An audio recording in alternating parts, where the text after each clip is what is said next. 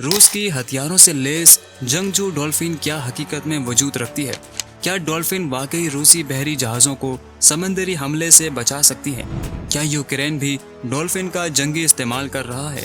और सबसे अहम सवाल यह है कि क्या ये जानवर इस वजह से मुतासिर भी हो रहे हैं? इस हवाले से आलमी मीडिया की तहकीकात इंतहाई हैरान कुन है। आइए हथियारों से लैस जंगजू डॉल्फिन के हवाले से रिसर्च पर मबनी रिपोर्ट का जायजा लेते हैं। इन्फो ट्रेंड टीवी के तमाम दोस्तों को अस्सलाम वालेकुम। दोस्तों, मीडिया में अक्सर ऐसी लड़ाका डॉल्फिन का जिक्र होता है जिन्हें मुबैना तौर पर रूस बहरी अड्डे की हिफाजत के लिए इस्तेमाल करता है। जून के आखिर में बरतानवी खुफिया इदारों की जानिब से भी ऐसी डॉल्फिन का तस्करा सामने आया। बरतानवी वजारत दिफा ने सैटेलाइट तस्वीर का हवाला देते हुए दावा किया था कि रूस ने सेवास्टोपोल के बहरी अड्डे की सिक्योरिटी में इजाफा करते हुए नई रुकावटें लगाई हैं और तरबियत याफ्ता समंदरी ममालिया की तादाद 2 गुना कर दी है। इंद्रे रेजिनको जंगी उमूर के माहिर हैं जिनका बचपन सेवास्टोपोल में गुजरा। उनका कहना है कि डॉल्फिन कुदरती रेडार की हामिल होती हैं जिनकी मदद से वो पानी के नीचे लोगों और अशिया की मौजूदगी काफ़ी फासले से ही शनाख्त कर सकती हैं।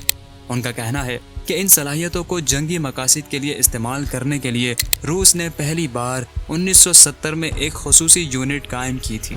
वो कहते हैं कि ये एक खुफिया तजर्बाती मंसूबा था जिसका इब्तदाई मकसद साइंसी तहकीक था।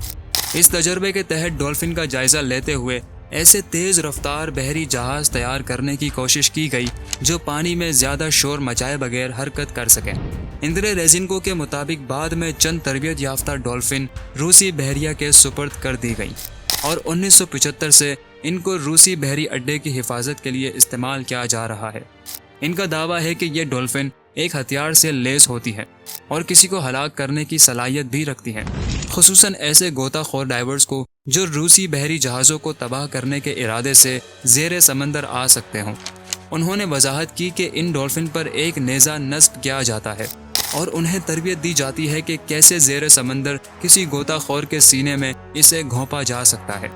उनका कहना है कि 1980 में सेवास्टोपोल के बहरी स्कूल में उन्होंने ये आला देखा था।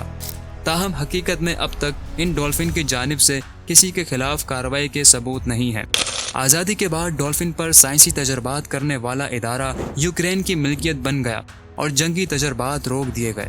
2013 में 10 डॉल्फिन यूक्रेन की बहरिया को फराहिम कर दी गई जिन्हें ज़ेरे समंदर अशिया की तलाश के लिए तरबियत दी गई।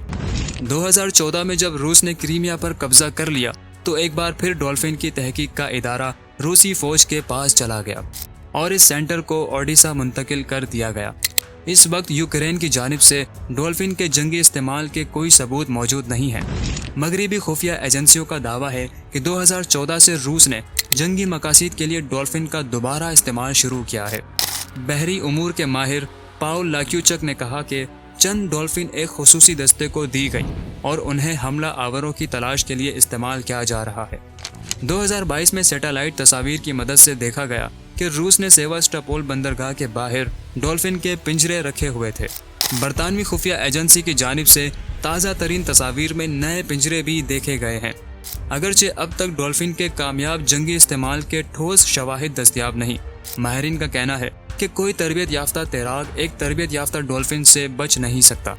माहिरीन का कहना है कि रूस के पास ऐसी टेक्नोलॉजी मौजूद नहीं और इसलिए वो पुराने जंगी तरीके नहीं छोड़ रहा। वाज़ेह रहे कि सेवास्टोपोल के बहरी अड्डे पर मुतअद्दिद बार ड्रोन हमले हो चुके हैं।